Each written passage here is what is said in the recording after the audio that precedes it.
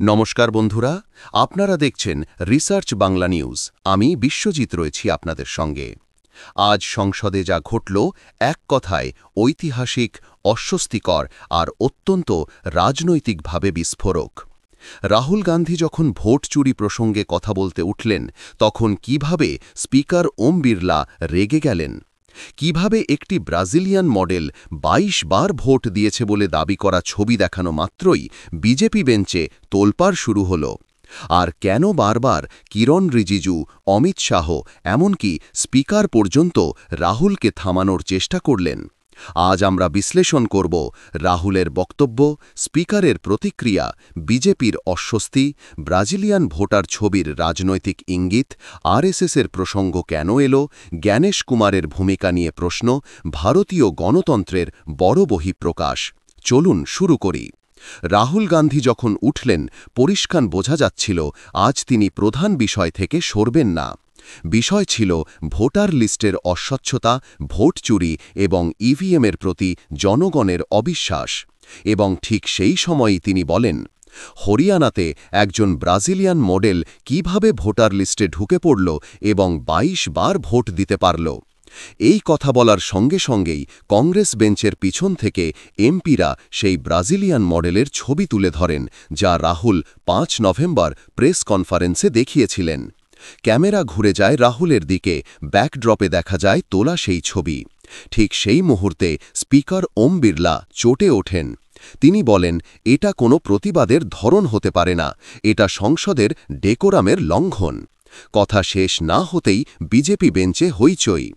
রাহুল যখন আবার শুরু করতে চান, স্পিকার তাকে থামিয়ে দেন। রাহুল বলেন, please minute let me speak. কিন্তু শাসক পক্ষের টার্গেট স্পষ্ট, রাহুল যেন ভোট স্টিলিং শব্দটি উচ্চারণ করতে না পারেন। কখনো কিরণ রিজিজু উঠে দাঁড়াচ্ছেন, কখনো স্পিকার বলছেন, বসুন। এ যেন সামগ্রিক এজেন্ডা, ভোট চুরির অভিযোগ সংসদে যেন আনুষ্ঠানিকভাবে রেকর্ডে না যায়। কিন্তু রাহুল থামলেন না। তিনি বলেন, I have put my protest here.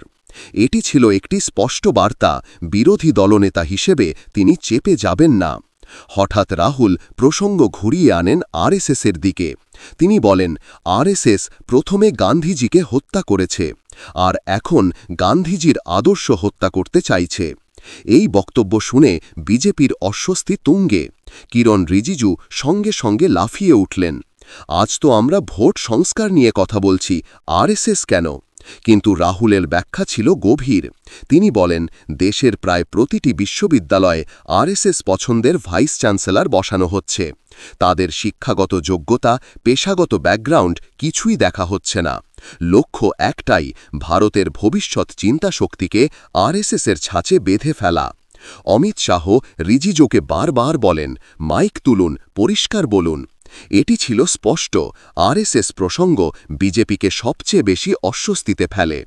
Rahul Gandhi বলেন, after Gandhi's assassination the next step of the project was wholesale capture of India's institutional framework. অর্থাৎ ভারতের প্রতিটি গুরুত্বপূর্ণ সংস্থা, শিক্ষাক্ষেত্র, তদন্ত সংস্থা, আয়কর দপ্তর, ইন্টেলিজেন্স, সব জায়গায় আরএসএস সমর্থিত লোক বসানো হয়েছে। রাহুলের মতে এটি সংসদীয় গণতন্ত্রের জন্য বিপজ্জনক, বিরোধী কণ্ঠরোধের জন্য পরিকল্পিত কাঠামো এবং দেশের স্বাধীন প্রতিষ্ঠানগুলিকে পক্ষপাতিত করার প্রজেক্ট। এই কথাগুলো শাসক পক্ষ শুনতেই চাইছিল না। বিজেপি যতই তাকে থামাক, রাহুল স্পষ্টভাবে বলেন, I will go back to vote stealing and I will speak because I am being disturbed deliberately. এরপর তিনি ফের ব্রাজিলিয়ান মডেলের ঘটনাটি ব্যাখ্যা করেন। ২২ বার ভোট দেওয়ার এই অভিযোগ ভারতের নির্বাচন ব্যবস্থার ওপর সরাসরি আঘাত। এটাই ছিল বিজেপির মূল অস্বস্তির জায়গা। কারণ সংসদের রেকর্ডে যদি ভোট স্টিলিং শব্দটি থাকে, তাহলে সেটি আন্তর্জাতিক মহলেও প্রশ্ন তুলবে। রাহুল ইঙ্গিত করেন, প্রশাসনিক স্তরে, বিশেষ করে চিফ ইলেকশন কমিশনার জ্ঞানেশ কুমারের ভূমিকা নিয়ে দেশের মধ্যে প্রশ্ন রয়েছে। তিনি বলেন, যদি দেশের বিরোধী দলনেতা সংসদে দাঁড়িয়ে ভোট স্টিলিং বলেন, তাহলে কি ইসিআই এর অবস্থান নড়বড়ে হয় না?